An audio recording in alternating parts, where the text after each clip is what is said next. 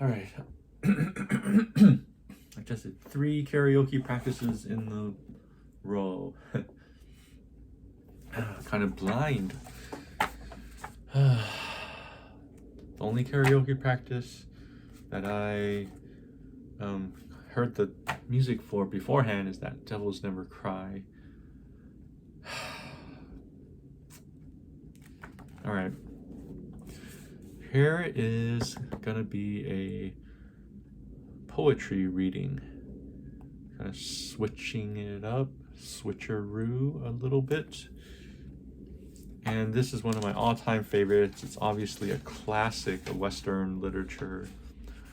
The Raven by Edgar Allan Poe. Select parts of it. Just the beginning and the ending are just incredible, I think. I haven't really read the middle too much to really know how to read them well, but here goes. Once upon a midnight dreary, while I pondered, weak and weary, over many a quaint and curious volume of forgotten lore, while I nodded, nearly napping, suddenly there came a rapping, as of someone gently rapping at my chamber door.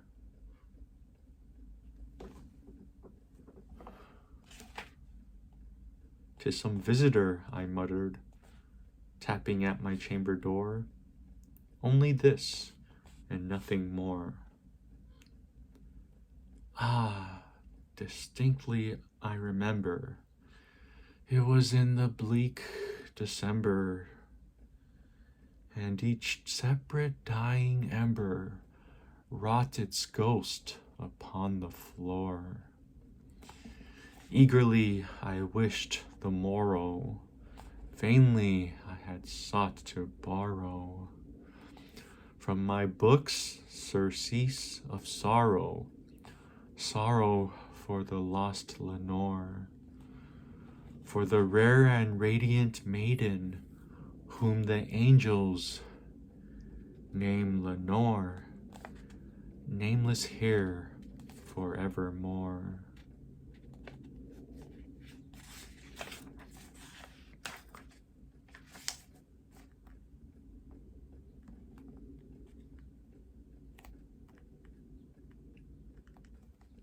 "Prophet," said I, "thing of evil, prophet still, if bird or devil, by that heaven that bends above us, by that God we both adore, tell this soul with sorrow laden if, within the distant Aiden,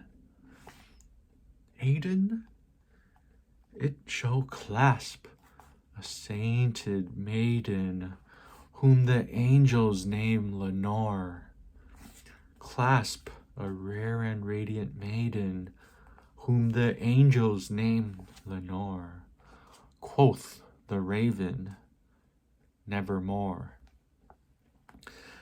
Be that word or sign of parting, bird or fiend," I shrieked, upstarting, "get thee back into the tempest and the night's Plutonian shore.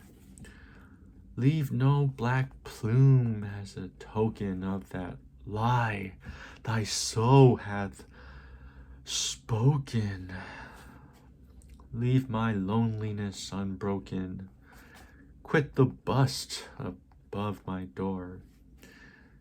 Take thy beak from out my heart, and take thy form from off my door." Quoth the Raven, "Nevermore." And the Raven, never flitting, still is sitting on the pallid bust of Pallas just above my chamber door.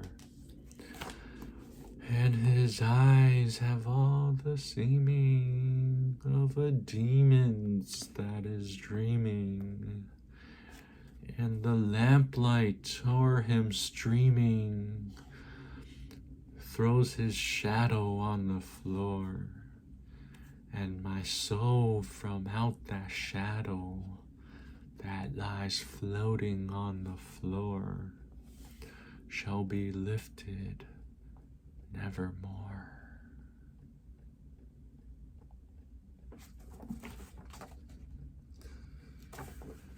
Okay, so a little bit of my interpretation of this poem. It starts off with, distinctly I remember it. It was the bleak December.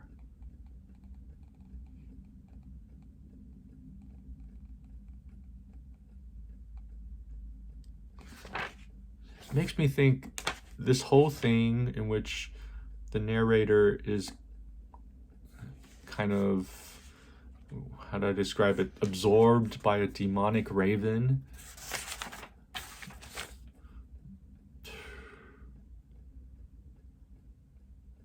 Into a shadow floating on the floor.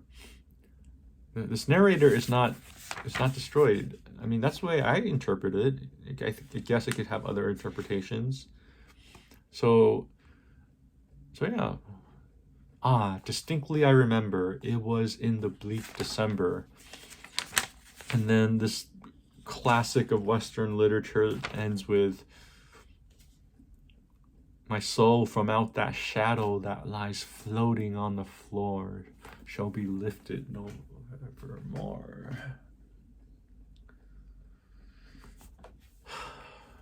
One of maybe my favorite line is the line about, and his eyes have all the seeming of a demon's that is dreaming. And his eyes have all the seeming of a demon's that is dreaming. My question is, are there such things as demons?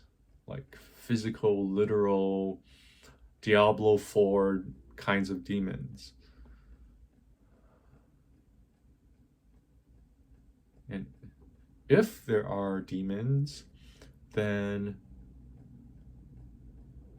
do demons dream? That's a very creative thought. Do androids dream of electric sheep? Blade Runner novel, movie. Do demons dream?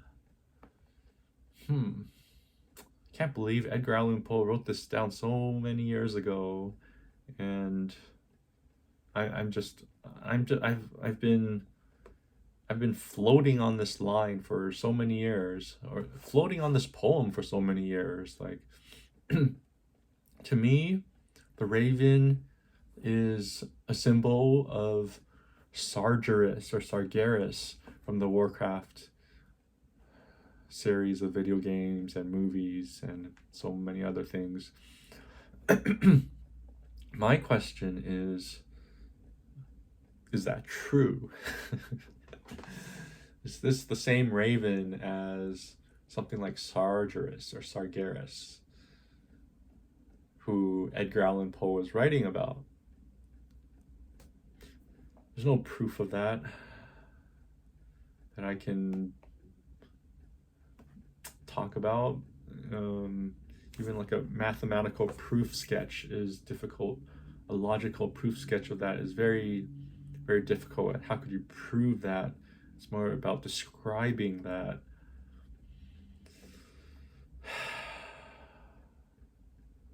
Okay, I think that might be all the simple, truthful statements I can make for this poetry reading.